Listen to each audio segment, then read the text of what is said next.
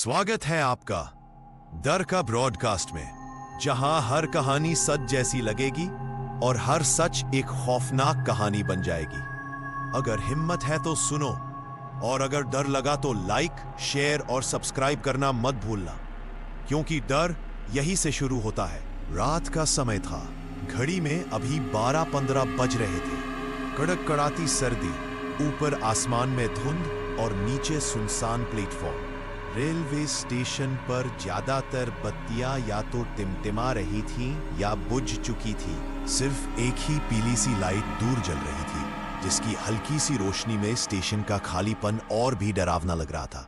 नरेश नाम का एक लड़का, जो पास के शहर से देर रात लौट रहा था, अपनी ट्रेन का इंतजार कर रहा था। प्लेटफॉर्म बिल्कुल खाली था, सिर्फ चूहों की चींची और हवा की सनसनाहट सुनाई दे रही थी। दूर कहीं कुत्ता भौंक रहा था। नरेश ने अपनी घड़ी देखी।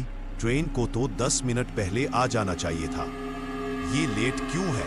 उसके दिल में अजीब बेचैनी थी, लेकिन वह खुद को समझाता रहा। अरे यार, रेलवे की टाइमिंग तो अक्सर लेट होती है। नंबर 2 पर डरने की क्या बात? सफेद साड़ी में खड़ी है।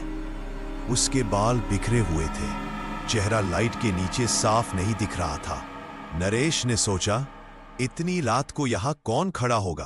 वो औरत एकदम स्थिर खड़ी थी, ना हिल रही थी, ना कोई हरकत कर रही थी। कुछ ही देर में ट्रेन आने की सीटी सुनाई दी। नरेश थोड़ा चैन की सांस ले ही रहा था कि उसी वक्त वो औरत प्लेटफॉर्म से गायब हो गई। ना ट्रेन आई, ना औरत, सिर्फ अजीब सी सीटी की गूंज रह गई। उसका दिल तेजी से धड़कने लगा। उसने पानी की बोतल उठाई और जैसे ही घूंट पिया, पीछे से किसी ने उसके कान में फुसफुसाया, ट्रेन मत पकड़ना। वो झटके से पीछे मुड़ा, लेकिन वहां कोई नहीं था, सिर्फ खाली बेंच और टूटा हुआ फैन। धीरे धीरे धुंध और गहरी हो गई। नरेश को महसूस हुआ कि स्टेशन पर अब और लोग भी हैं। उसने देखा कि प्लेटफॉर्म पर कई लोग बैठे हैं, लेकिन उनके चेहरे बिल्कुल सफेद और फीके, जैसे खून ही नहीं। उनकी आंखें खोखली थीं। सबकी नजरें सिर्फ नरेश पर थी। वो लोग एक साथ बोलने लगे, ट्रेन लेट है, लेकिन तुझे ले जाएगी। नरेश के पैरों तले जमीन खिसक गई। वो भागकर टिकट खिड़की की तरफ गया, लेकिन खिड़की के पीछे बैठा क्लर्क बिना आंखों के मुस्कुरा रहा था। उसने टिकट की बजाय उसके हाथ में एक जली हुई हड्डी पकड़ाई। नरेश चिल्ला उठा, आखिरी ट्रेन।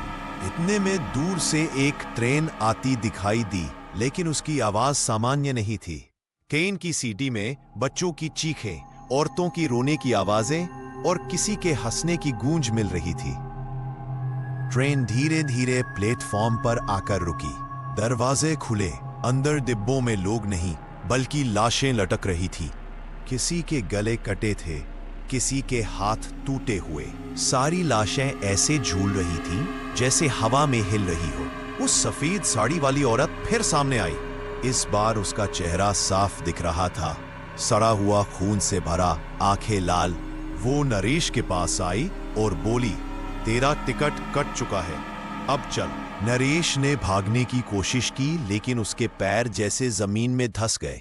वो औरत उसका हाथ पकड़कर ट्रेन की ओर खींचने लगी। नरेश ने पूरी ताकत से खुद को छुड़ाया और स्टेशन से बाहर भागा।